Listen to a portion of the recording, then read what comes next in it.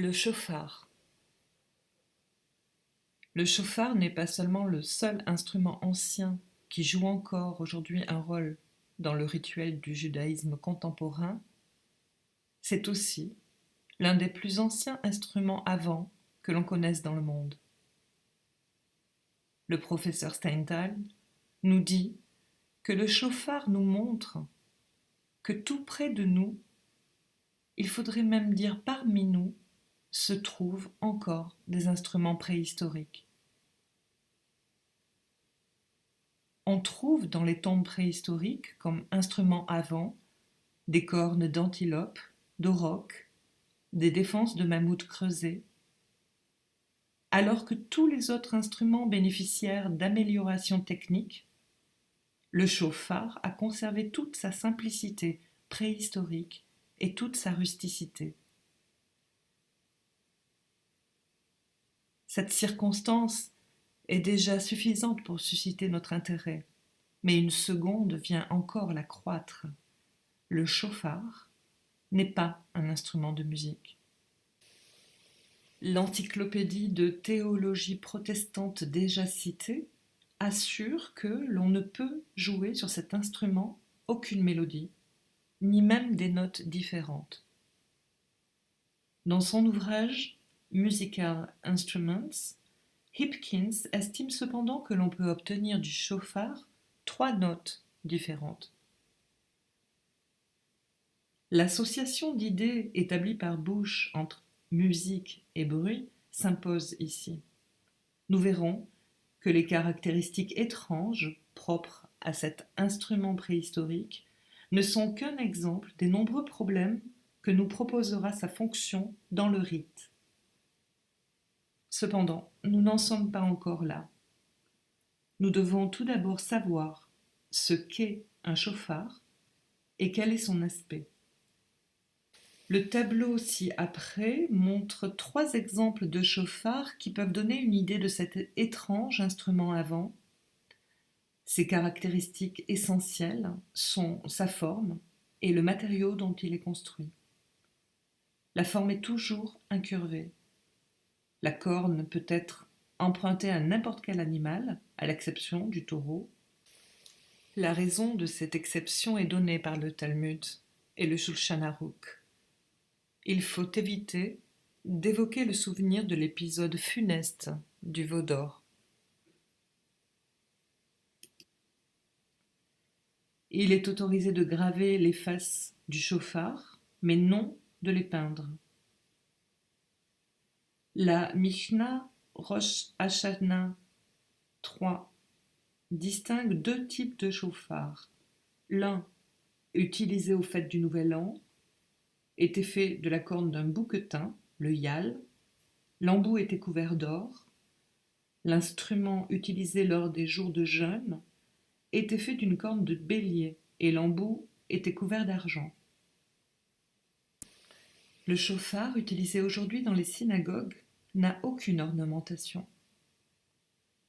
Adler admet à juste titre It probably represents a more ancient form than the instrument described in the Mishnah. Un chauffard qui a été brisé et reconstruit ne peut plus être utilisé. Rien ne s'oppose cependant à son utilisation s'il a un trou qui a été assez bien bouché pour que le son n'en soit pas altéré. Primitivement, ni les femmes ni les enfants n'avaient le droit d'entendre le son du chauffard. Cette interdiction a pourtant fini par tomber en désuétude et n'est plus respectée aujourd'hui. À côté de cette trompette courbe, nous trouvons, dans le culte juif de l'Antiquité, également la trompette droite et la trompe. La différence tient seulement à la forme et aux matériaux. La trompe réapparaît comme instrument sacré chez les Grecs de l'Antiquité, chez les Romains sous le nom de litus et de buccina. De nombreux indices nous permettent de supposer que ces instruments faits à l'origine d'une simple corne d'animal ont évolué grâce au perfectionnement de la technique et à l'emploi du bronze de l'argent et de l'or. La trompe primitive, mère de tous ces instruments, céda peu à peu la place à des instruments supérieurs et n'existe plus aujourd'hui que sous la forme du chauffard et de la trompe utilisée pour émettre des signaux par les peuples primitifs. L'hébreu a deux mots pour désigner la corne du même animal, keren et yobel, autrefois utilisés l'un et l'autre pour désigner l'animal lui-même. Il est intéressant au sujet de cette dénomination de remarquer, comme le fait Adler, que l'hébreu keren, l'anglais horn, le latin cornu, servent en même temps à désigner un instrument de musique et la corne d'un animal. La même remarque est valable pour le mot allemand horn et le français cornet. Nous avons une idée générale du chauffard et nous pouvons nous demander comment il était utilisé chez les Juifs de l'Antiquité. La loi est donnée sur le mont Sinaï, parmi les éclairs et les coups de tonnerre, cependant que retentissent les sons terribles du chauffard. Abraham ibn Ezra pense que les Juifs ne connaissaient pas le chauffard avant la révélation qui eut lieu sur le Sinaï et qu'ils auraient été encore beaucoup plus effrayés par ces sons inaccoutumés que par les orages accompagnant la révélation. La fonction du chauffard dans la Palestine de l'Antiquité était l'appel et l'alarme. Ces notes rauques appelaient la communauté à se réunir lorsque l'on devait proclamer des lois, des ordonnances, annoncer de nouvelles institutions. Le chauffard convoquait la population. Il annonce l'année du Jobel, qui tire son nom de l'instrument. Le chauffard ne manquait à aucune procession solennelle. Lorsque l'Aaron Elohim, l'arche d'alliance, fut transportée dans la nouvelle capitale de Jérusalem, David et tout le peuple d'Israël conduisirent l'arche parmi les cris d'allégresse et au son du chauffard. Le prophète Ézéchiel connaît le chauffard comme signal lancé par la sentinelle. Parle aux enfants de ton peuple et dis-leur: lorsque je fais venir l'épée sur un pays, et que le peuple du pays prend dans son sein un homme et l'établit, si cet homme voit venir l'épée sur le pays, sonne de la trompette et avertit le peuple. Et si celui qui entend le son de la trompette ne se laisse pas avertir, et que l'épée vienne le surprendre, son sang sera sur sa tête. Il a entendu le son de la trompette et il ne s'est pas laissé avertir, son sang sera sur lui. S'il se laisse avertir, il sauvera son âme. Si la sentinelle voit venir l'épée et ne sonne pas de la trompette, si le peuple n'est pas averti et que l'épée vienne à enlever à quelqu'un la vie, celui-ci périra à cause de son iniquité, mais je redemanderai son sang à la sentinelle. De même que dans cette comparaison simple mais si puissante, le chauffard annonce aussi chez Jérémie le danger. Je souffre au-dedans de mon cœur, le cœur me bat, je ne puis me taire, car tu entends, mon âme, le son de la trompette, le cri de guerre. Dans la Bible, nous entendons le chauffard, le fracas des trompes, la terua dans le tumulte de la bataille. Job parle du chauffard au sujet de la description d'un combat. Il sert à effrayer l'ennemi comme le barditus des Germains. Cette intention d'effrayer, d'intimider, est ce qui ressort le plus clairement de son emploi, comme l'indiquait déjà la remarque de Ibn Ezra citée plus haut. Nous retrouvons cet effet d'effroi profond dans une image d'Amos. Sonne-t-on de la trompette dans une ville sans que le peuple soit dans l'épouvante? L'Éternel parle ainsi à Isaïe. Crie à plein gosier, ne te retiens pas, élève ta voix comme une trompette, et annonce à mon peuple ses iniquités, à la maison de Jacob ses péchés. Nous trouvons donc déjà une relation, même si elle n'est pas encore très précise, du chauffard avec le péché.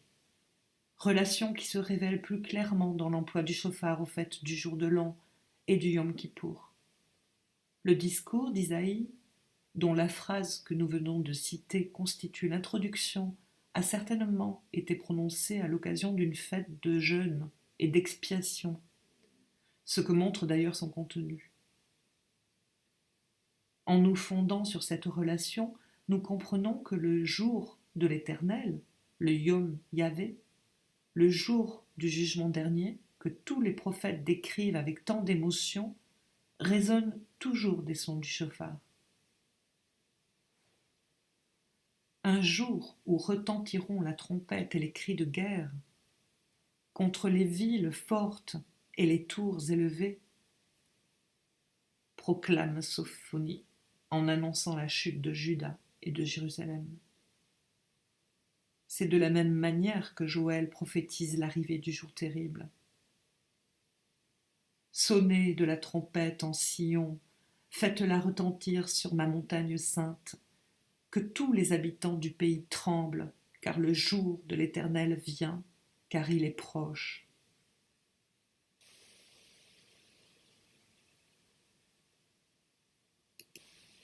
Cependant, ce n'est pas seulement le jour du châtiment que l'on entendra le son solennel du chauffard, mais aussi le jour de la résurrection nationale.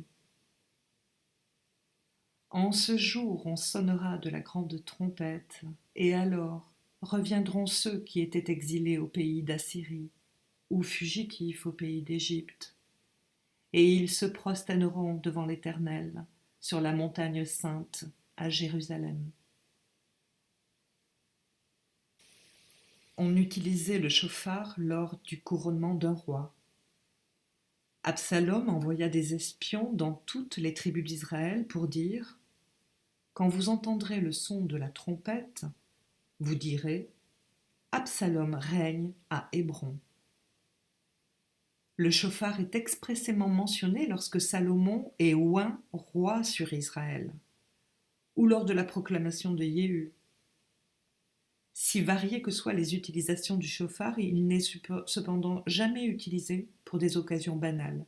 Nous ne l'entendons qu'au moment solennel de la vie du peuple. Et même dans le cas d'événements profanes, ce sont toujours des situations graves, le tumulte de la bataille, la proclamation d'une loi, l'approche d'un danger, qui le font utiliser.